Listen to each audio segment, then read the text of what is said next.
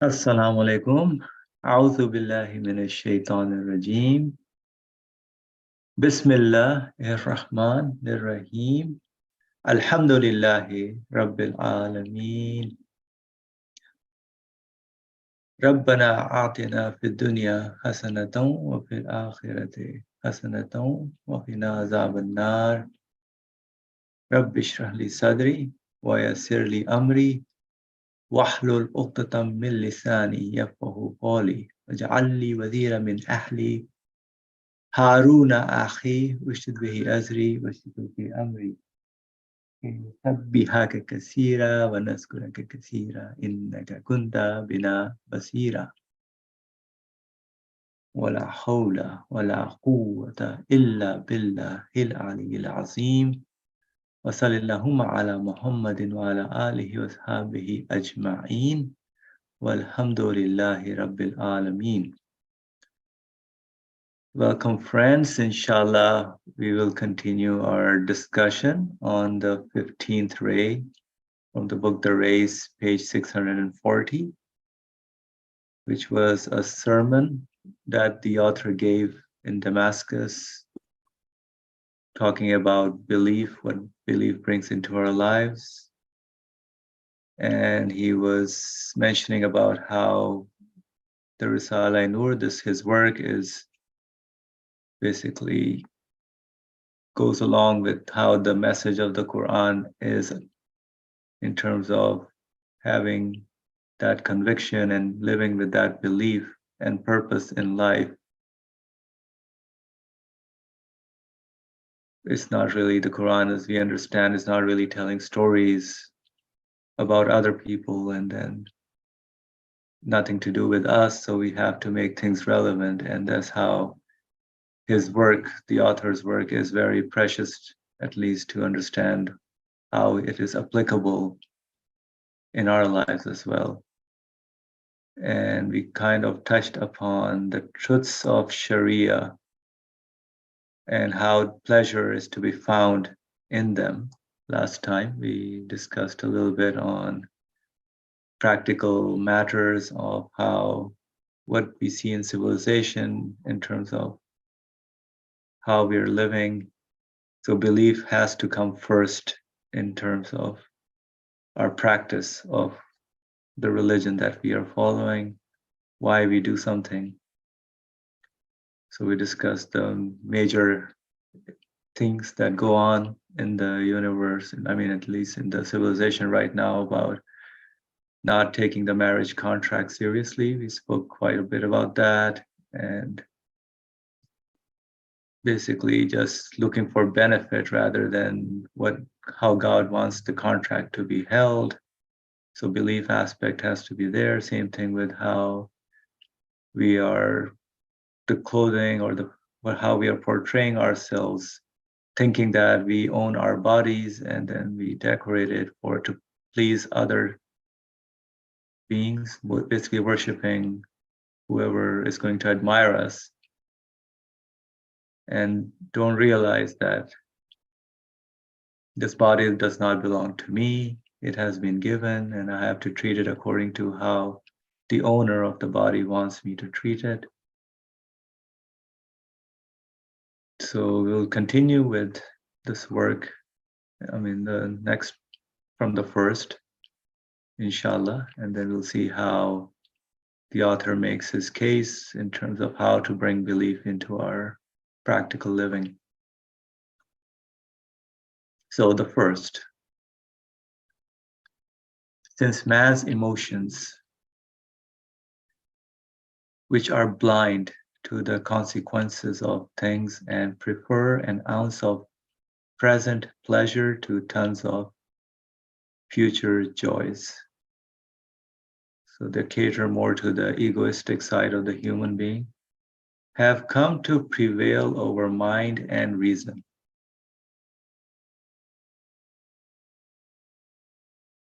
So it takes over the mind and the reason. The emotions, temporary pleasures, emotions that satisfies the ego, I would say at least. And the only way to save the dissipated from their vice is to show them the pain present in their pleasure and to defeat their emotions. So the pain, as I remember, we discussed a little bit how the author uses a term called poisonous honey. So it looks sweet, but then without belief, it becomes very painful and poisonous. So the pain present in their pleasure and to defeat their emotions. Although they are aware of the diamond-like bounties and pleasures of the hereafter. So they already know, in terms of information, they are aware of how the benefit, the pleasures of how the Quran describes of the hereafter, which is very pleasing, satisfies the human feelings. But they deem lovable the life of this world, which is a verse in the Quran, which is very interesting. Section 14, verse 3. So human beings who are carried away with their emotions and ego side and temporary pleasures deem lovable the life of this world. Indicates while being believers. So we are, everybody says, yes, I believe in a God. Is that good enough? So while being believers, the people of misguidance choose worldly pleasures. Yeah, so what is choosing these worldly pleasures? We'll maybe talk about that. Without belief, just the worldly pleasures for the temporary egoistic satisfaction, which are like pieces of glass, soon to be shattered. So they're temporary, they just break, they just leave you. In this world, we are here, not here permanently. So we never know when our time is, when the hour for us is, when it comes. So whatever we are amassing, whatever we have, we think is going to satisfy us, just gets shattered. And we are given warnings from time to time, reminders. The only way of saving human beings from this love of the world and from the danger of succumbing to it is by showing them the hellish torments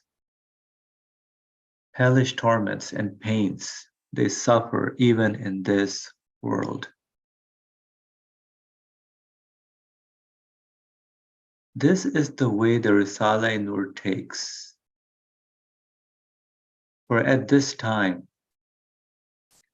due to the obduracy arising from absolute unbelief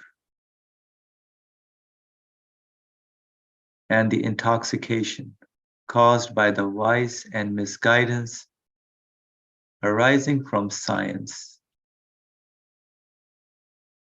perhaps only 1 in 10 or even 20 can be induced to give up his evil way by proving the existence of hell and its torments, after having told him of Almighty God.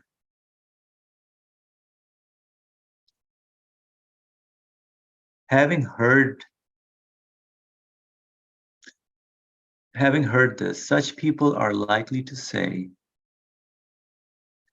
God is forgiving and compassionate, and hell is a long way off. So this is like brushing away the seriousness of the message that hell is a long way off, and continue in their dissipation.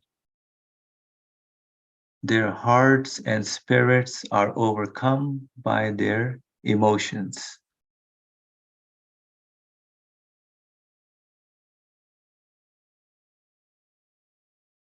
All right. I will continue and then we can come back to this paragraph unless somebody thinks we need to stop here and discuss a few things. Because I think it continues. Brother Ali, go ahead. Yes, it continues. You are correct. But the following paragraph doesn't really, the whole subject is about this, but the following paragraph just gives references. What we read so far today is extremely important.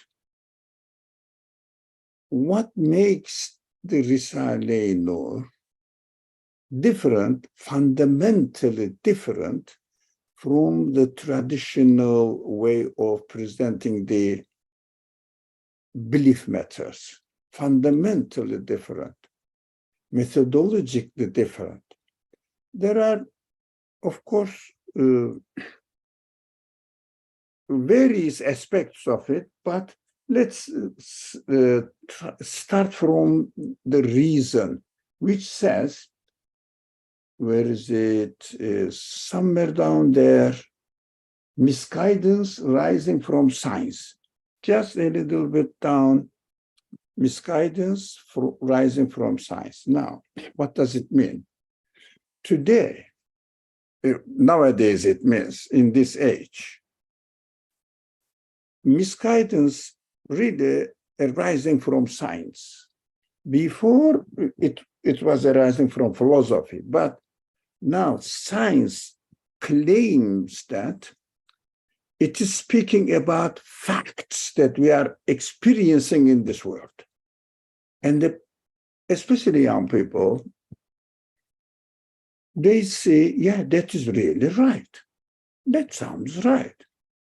Here it is, what I can see, and these people who are really very knowledgeable, high status people in the scientific field, they speak in a sure language, saying that, look, we are looking at the universe, investigating what is going on in the pieces of the universe, and we are sure the matter is acting by itself.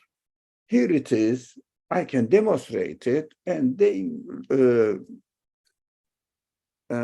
make lots of demonstrations. Look at the things are moving, look at the things are developing by themselves, of course.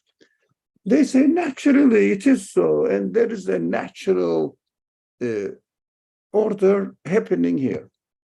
Although they cannot really prove what how they interpret the events, but they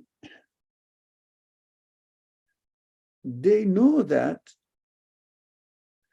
the people will take notice of what they are materially, physically demonstrating in their eyes, and not taking the fallacies and the gaps in their reasoning to interpret these events. This is the trick, magical. And the magicians do this. They do the same thing. What is the solution? The author says, I realized that especially believers believe that there will be a hereafter. And God is most forgiving. And when I get old, if I have some money, I have to investigate. I have to investigate. Postpone Hajj, for example, because they don't know the value of Hajj. Otherwise, they are innocent people.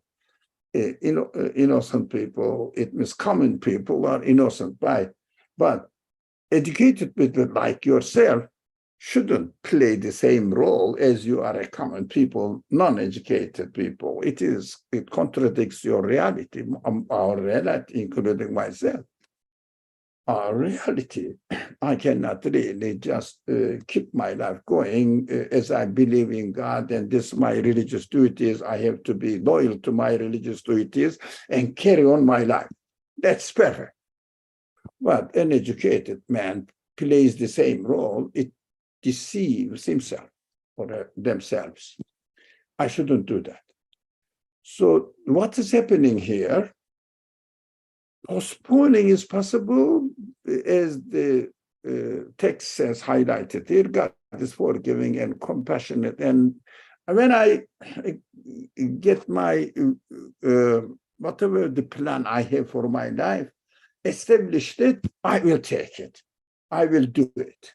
Of course, human greed never puts a limit for his caprices, expectations, needs, made up needs, lists of needs. Okay, everybody has his own living conditions, not the practical examples is to be given here. So we have to check ourselves. Nursi says, if it is so, I have to, or we have to demonstrate, excuse me, just a second.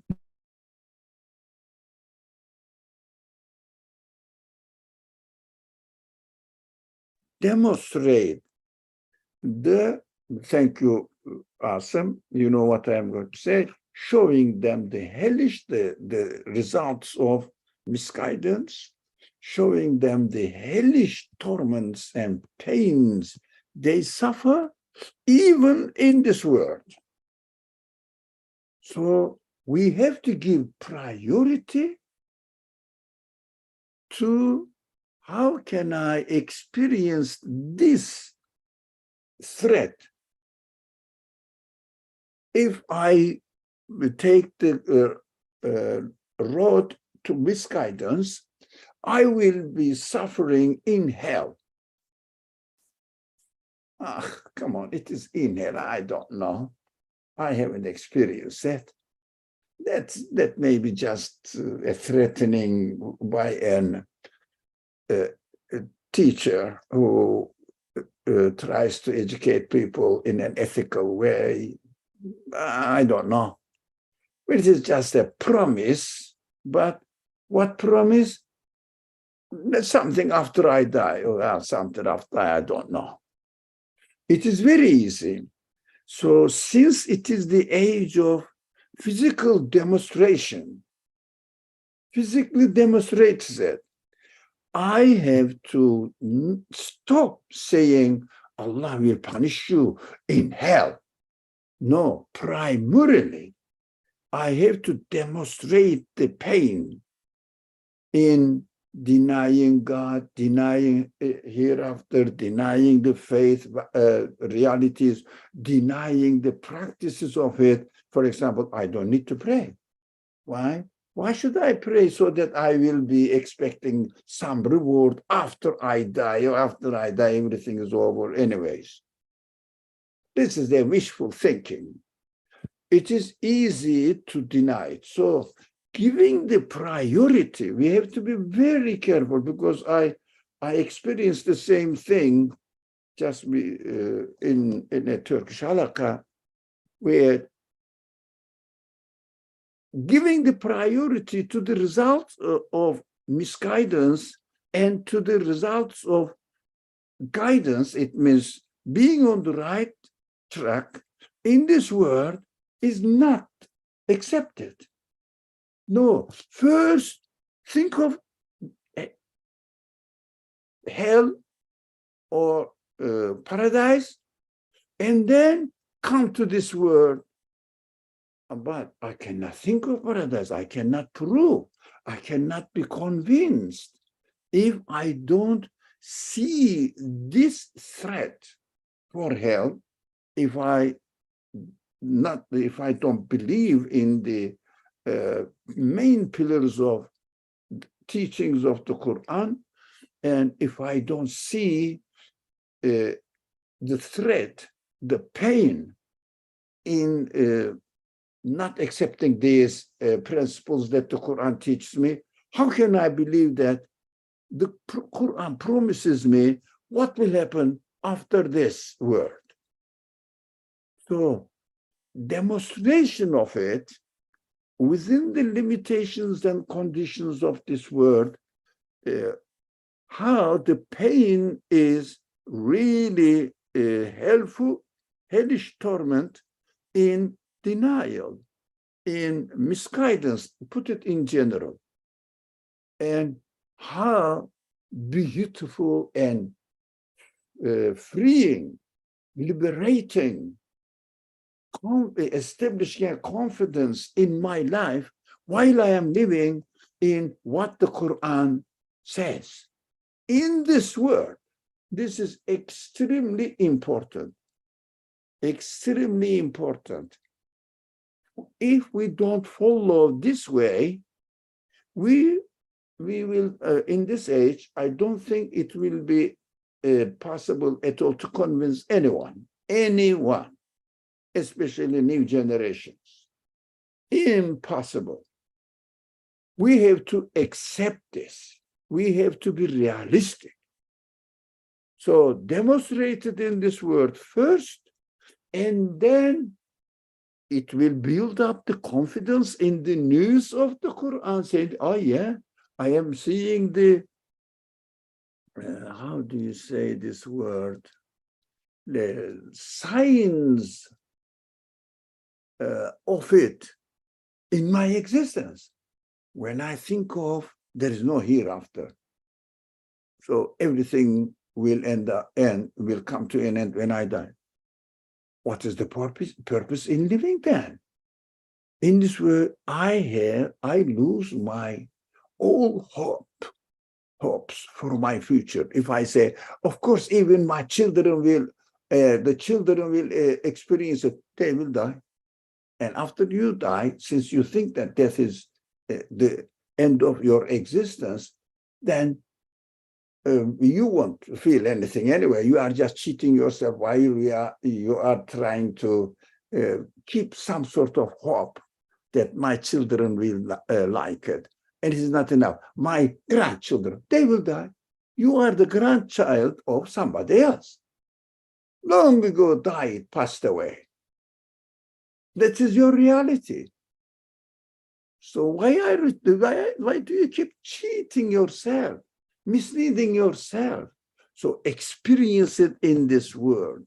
You see that people are looking for permanent satisfaction by putting the names and statuses in the charity activities. They are proud of it. Why? They are waiting for permanent satisfaction in this world. Does it satisfy them? They are cheating themselves. We have to show it. That is why he says the principle, the author says, principle of the risale-i to give priority to the reality, to the signs, showing, demonstrating the reality of what the Quran is talking about, what will happen after I die. So I will see, oh yeah, that is what my feelings are experiencing. So whoever created these feelings is now warning me by creating these promises within me. This is an excellent,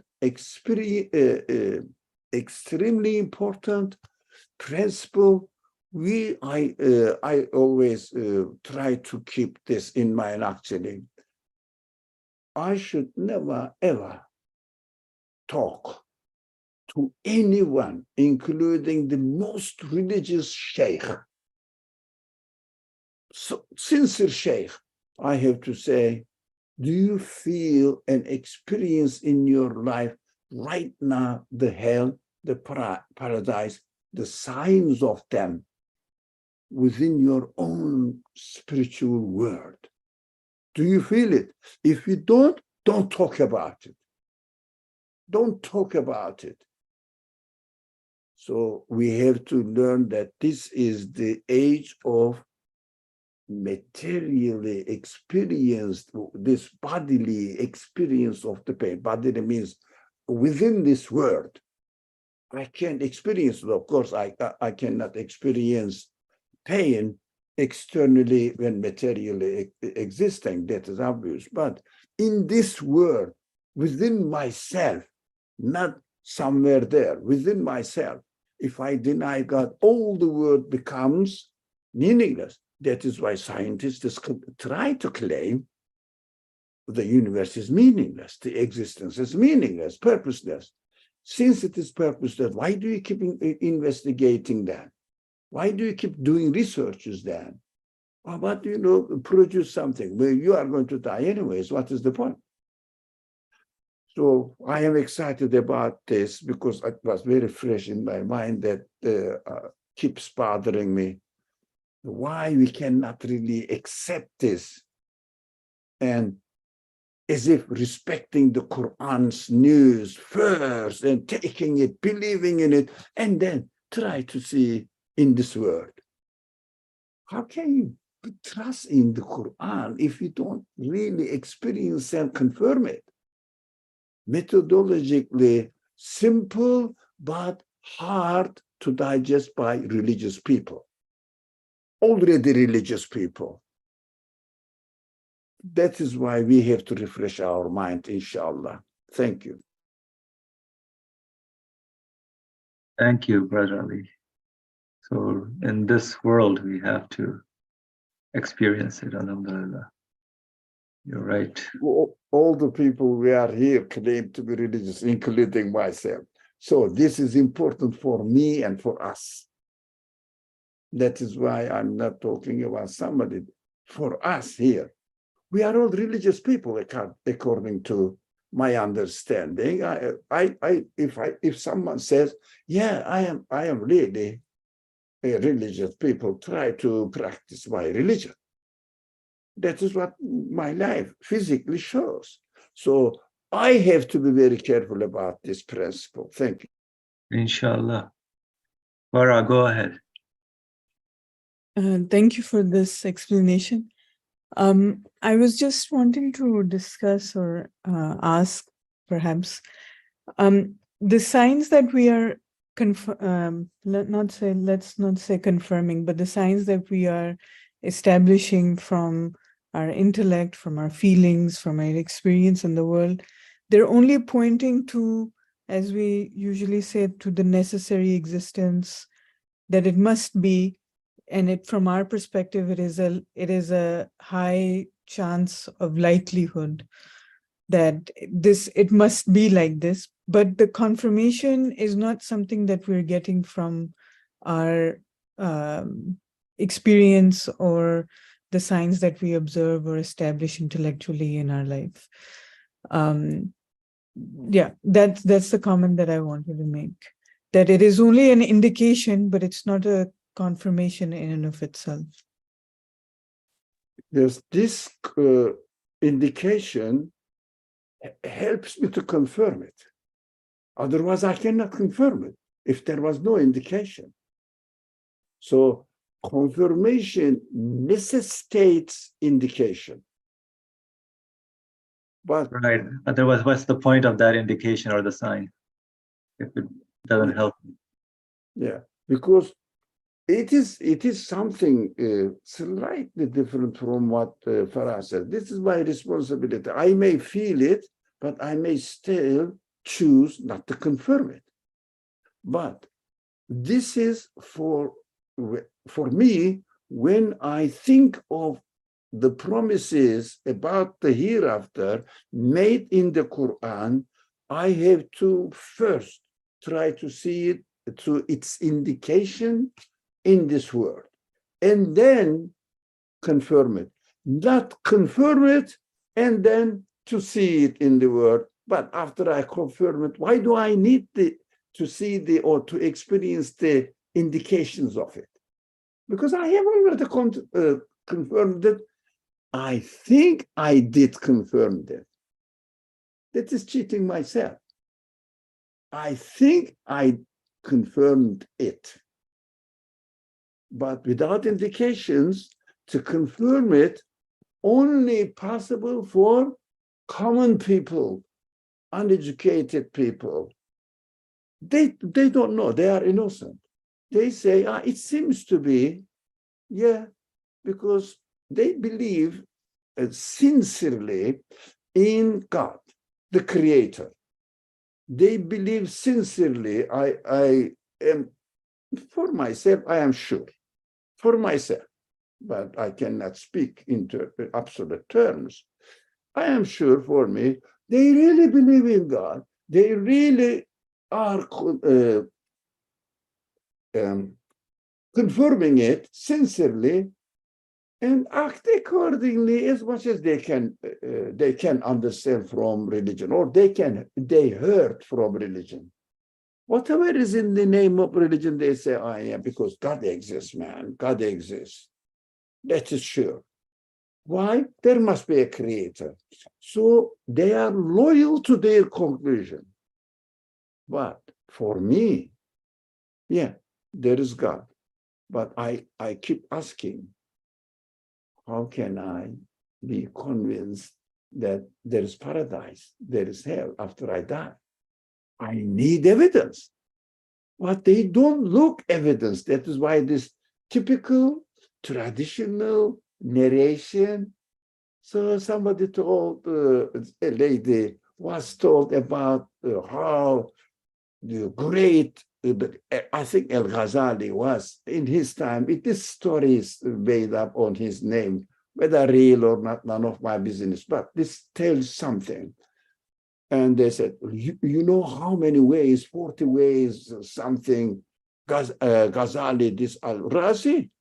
Right, all right, thank you for that. So Razi proves it is a very man of reason, yeah. Possible, Ghazali is possible, but I didn't know the story exactly. I heard this comparison. So the lady said, what? 40 ways of proving God? It means he had 40 doubts about God, which is correct. Correct. Razi, Ghazali, Nursi, such people have doubts. They face their reality. They know, but this lady don't doubt. They don't know. She doesn't know. In the example I'm using. And she's right to criticize Razi, saying that you have doubts. And Razi will say, yeah, I do. But you are not aware of it. You are innocent. God really accepts your belief, but God doesn't really accept my belief from me. He gave me opportunities and I didn't use it. I didn't use them. So there is a difference between Razi and the lady. Lady is right, Razi is right as well. But what we do, misinterpret this narration. Example, in reality or not, doesn't really matter. Misinterpret it, apply it to myself. It is obvious I'm cheating myself. I would be cheating myself. I have lots of questions, need to be satisfactorily answered. It doesn't mean what Farah said, that is some confirmation is different. Oh, it depends on free will. Among the common people, which is called awam, among the common people, there are some who accepts God, confirms the necessity of existence of the creator God, and there are some who don't. So that is, if you like, a test in that area, whether they really think about the creation in general. How come this happens? The universe happens, the things happen. Look at the bird. Are you crazy to say that it is just developed by itself? Can you say anything, even I don't know, I recently trimmed my nails. Even if I tell you this trimmer or whatever you call it, the trimmer, nail trimmer, let's say, nail trimmer happened as a result of 1 billion years of development. This idiot, atheist scientist, will say no. When it comes to perfect creation of a bird and a human being, it's but it is developing by itself. It is obvious, isn't it? They don't take their own spiritual work. This is their problem. My problem is I cannot pretend to be like this lady. So I cannot say that I believe in God, alhamdulillah, I have no doubt. He says in our Quran, of course, that there will be after death hell and paradise. And it's an innocent people fully convinced about it. You can look at the life of this innocent people, huh? It is difficult to find innocent people in New York, but in some Muslim villages or small towns, you can see them so devote their life. But in the cities, they cheat you. Even only maybe primary school, really a primary school graduate painter can easily cheat a professor in his area. They are not stupid, but their capacity about the religion is only at their level there. Primary school education level, if you like. But yours is professor level. Why do you confuse? This is important because everywhere I see this, I go and speak a few people, really bright, smart people, very successful. Unfortunately, what I see, for example, a lady who no one knows, even I don't know. If I see her in this, I would recognize. Just saw once, and happened to be in the discussion that we are having, in-person discussion. At the end, she came and approached at the end of the discussion.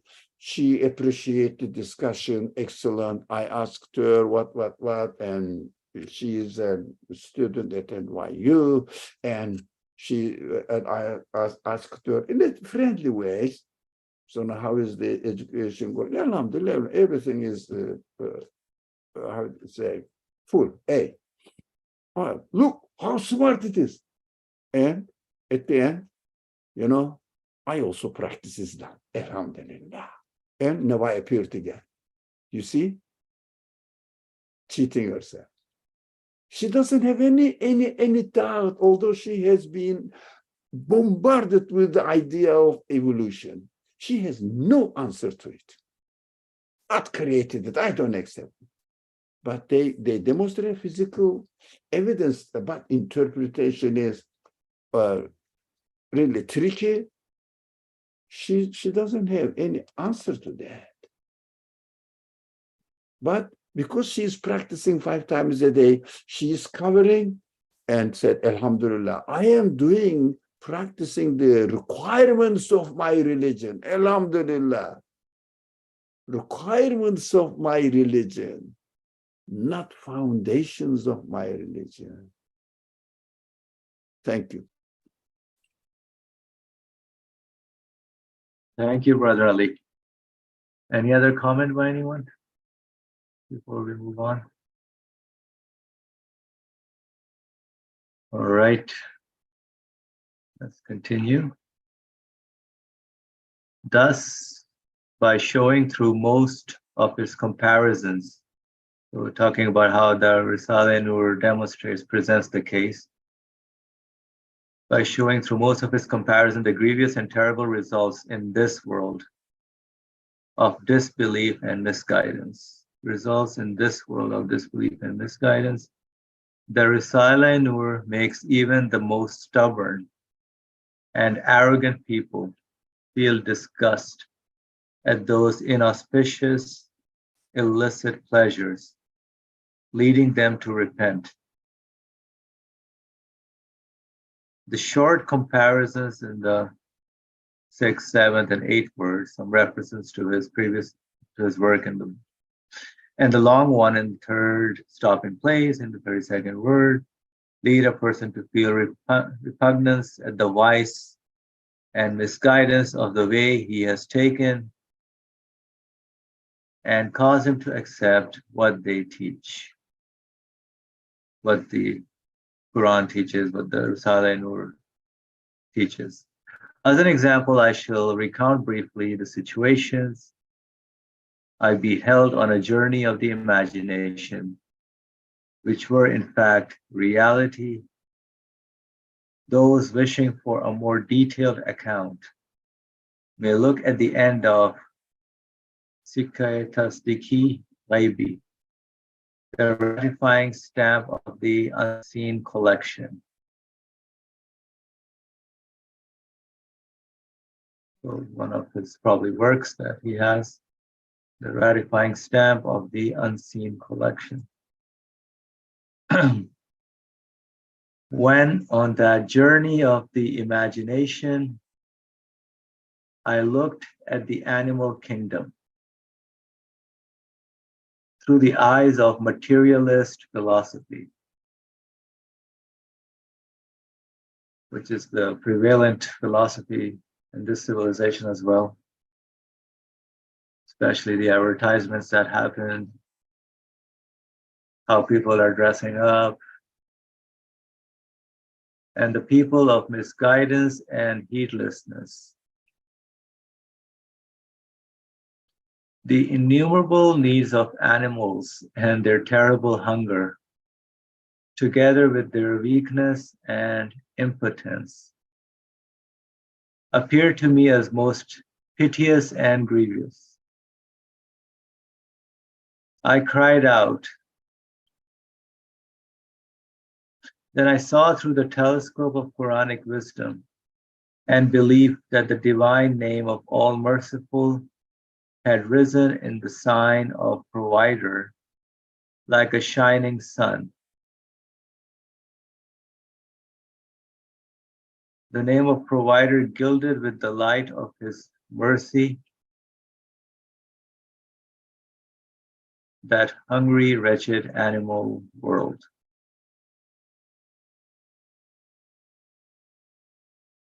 So experiencing how through the materialist philosophy, what the animal kingdom looks like and what the Quranic perspective, what that brings, and how every animal is being taken care of in their whatever condition they are in. Whereas material philosophy only looks at whatever they have at present, and everything seems piteous and grievous.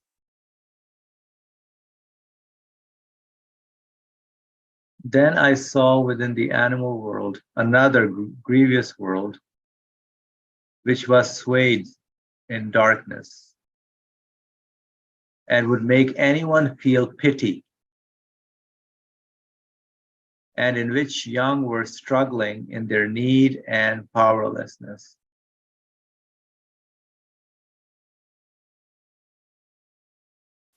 I was sorry I had looked through the eyes of the people of misguidance.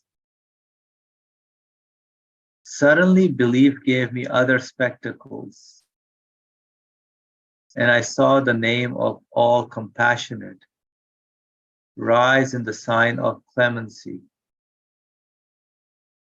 It transformed and lit up that pitiful world in joyous and beautiful fashion, changing my tears of complaint and sorrow into tears of joy and thanks.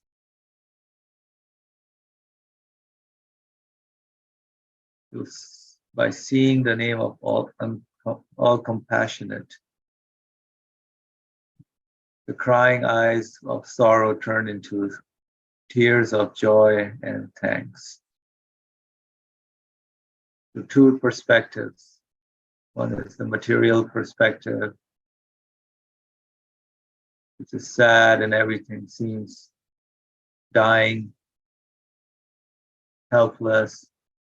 And the other one perspective seems they're being taken care of by an all compassionate one. Then the world of humanity. So human beings, humanity appeared to me as though on a cinema screen. I looked through the telescope of the people of misguidance and saw that world to be so dark and terrifying that I cried out from the depths of my heart. Alas, I cried, for they had desires and hopes that stretched to eternity, thoughts and imaginings that embraced the universe. That's the human being, the earnest desire for everlasting happiness and paradise. An innate capacity and powers on which no limit had been placed, on which they were free.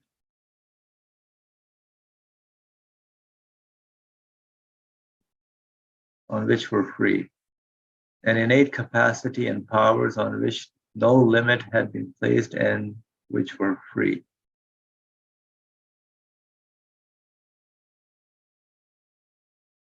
Yet despite their innumerable needs and their weakness and impotence, they were exposed to the attacks of innumerable enemies and the blows of innumerable calamities. Under the perpetual threat of death, they lived out their brief and tumultuous lives in wretched circumstances, even looking to the grave, which for the misguided is the door to everlasting darkness. They suffered the continuous blows of death and separation.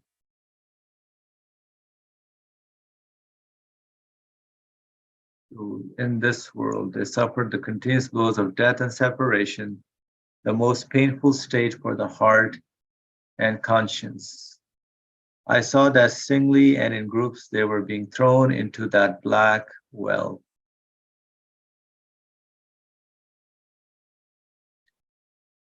On seeing the world of humanity in this darkness, I was about to cry out with my heart, spirit, and mind, and all my subtle inner faculties.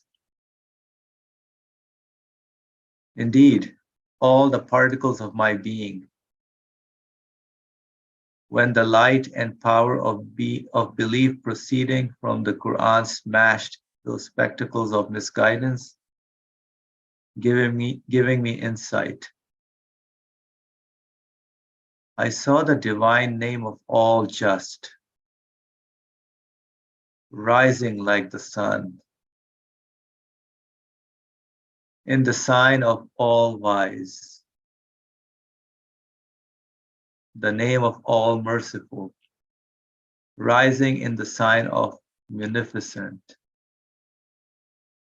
the name of all compassionate, rising in the sign of, that is, in the meaning of all forgiving, the name of resurrector, rising in the sign of inheritor, the name of grantor of life, rising in the sign of bountiful, and the name of sustainer rising in the sign of owner. Name of sustainer rising in the sign of owner. Malik, Al-Malik. Al-Malik. Yes.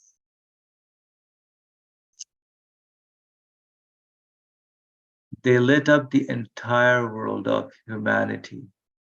All these names lit up the entire world of humanity and all the worlds within it.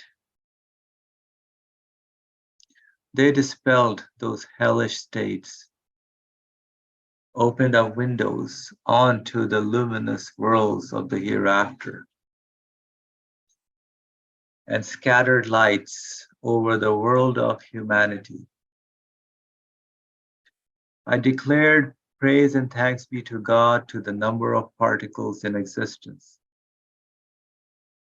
I understood with complete certainty that in belief is a sort of paradise in this world too, and in misguidance a sort of hell in this world as well.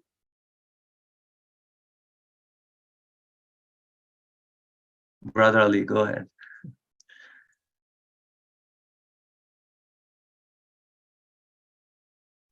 You're muted, Brother Ali. In this paragraph, and let me see, yeah. Previously, in the previous paragraph, the author mentioned how he felt, hopelessness, miserable feelings. Now, because none of the expectations of my heart is really satisfied in this world.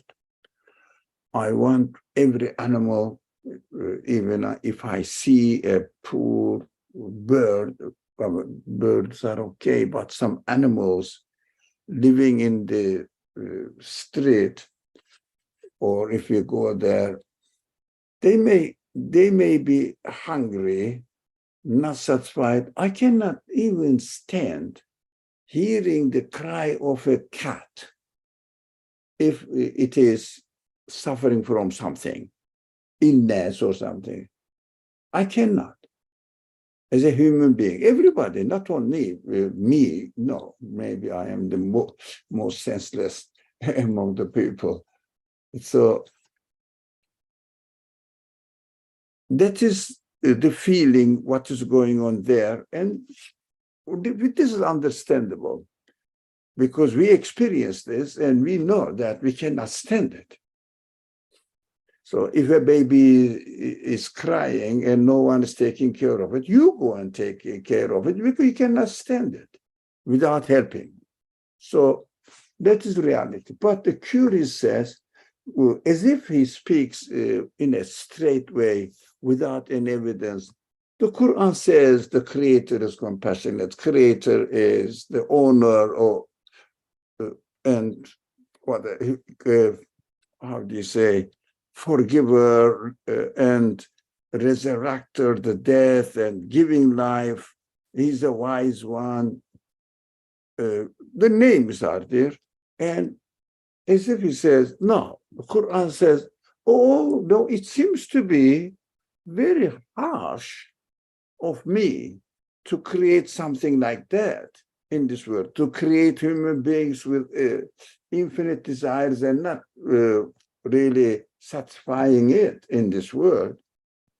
But in fact, I am merciful, I am wise, I am blah, blah, as all names mentioned here.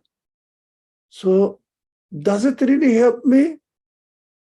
No, unless, it doesn't help me, but hearing this, God is merciful, okay, but the cat is suffering, the baby is suffering, he's just, but he's not just. Some of them are really feeding with many different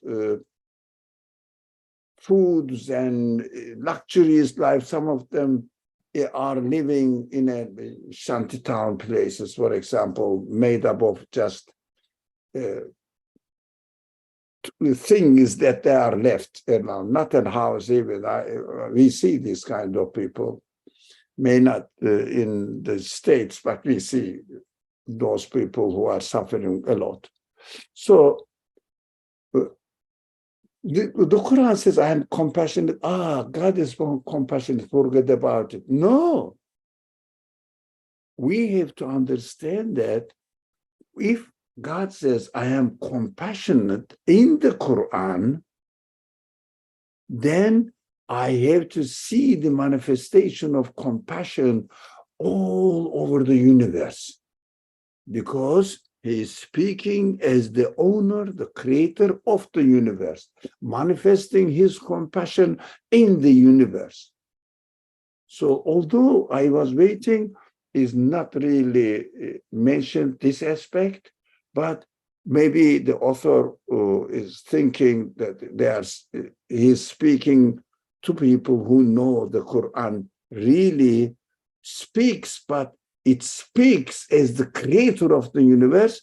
And if he says, I am the creator, you will see that the signs of creatorship is in everything.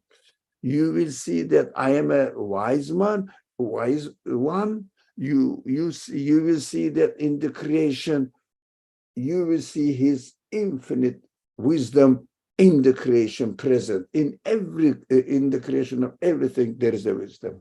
So whole universe is treated. Go and see the forests.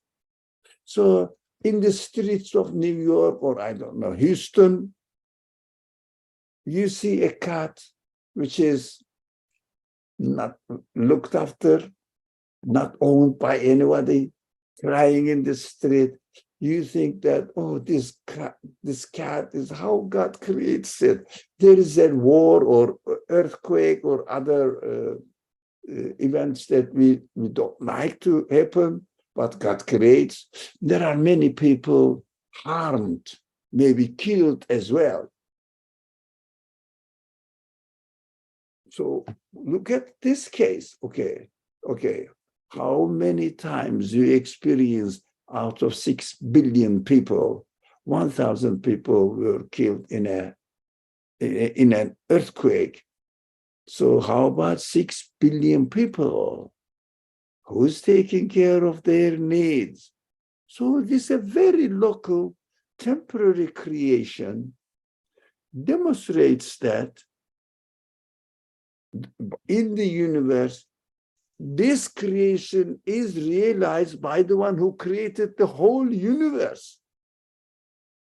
Why don't you see the wisdom as far as we human beings are concerned, that in the creation of this event, there must be a purpose.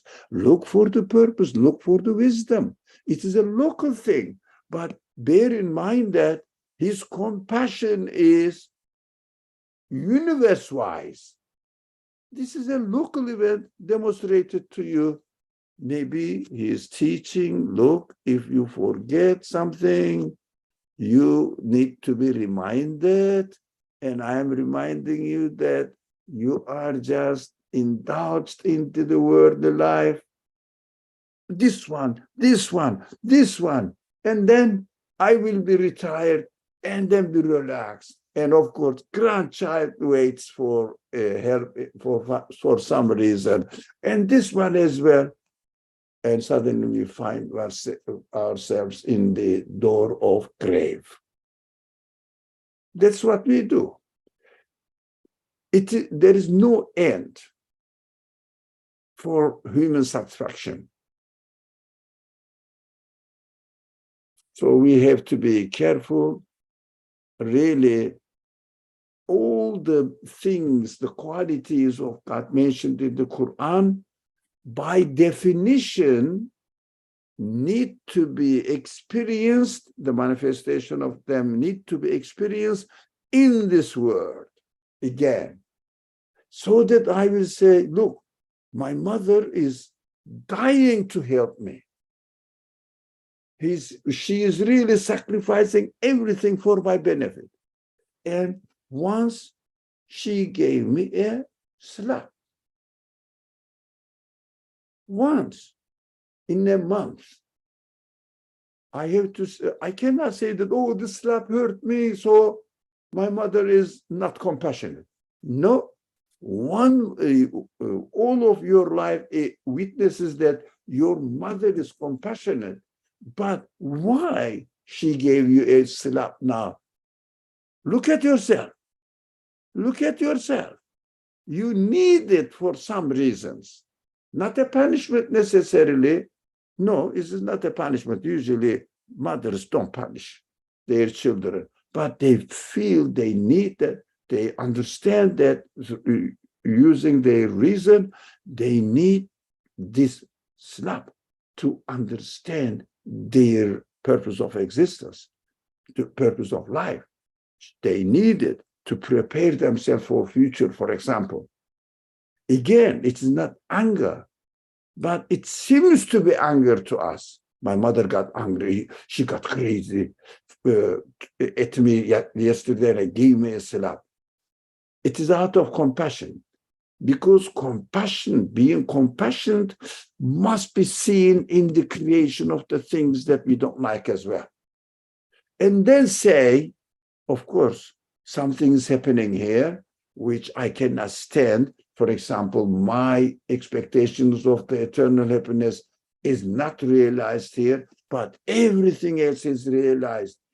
This one is waiting for another creation, as the narration lets me know. And then I can confirm this narration. Only then I can confirm this relation. That is, again, positive side, negative side. It means the pain and the cure for pain must be seen and experienced in this world first. And then we will be able to confirm it, inshallah. Thank you. Jazakallah. Thank you, Brother Ali. So any comments before we end the session today?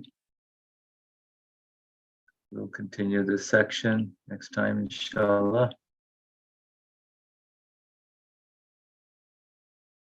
Continuing on. All right, so we'll stop here. Bismillah ar-Rahman ar-Rahim. Subhanaka la ilma lana illa ma alamtana innaka anta al-alimul hakim. Wa akhiru da'wana alhamdulillahi rabbil alameen. بحرمة سورة الفاتحة.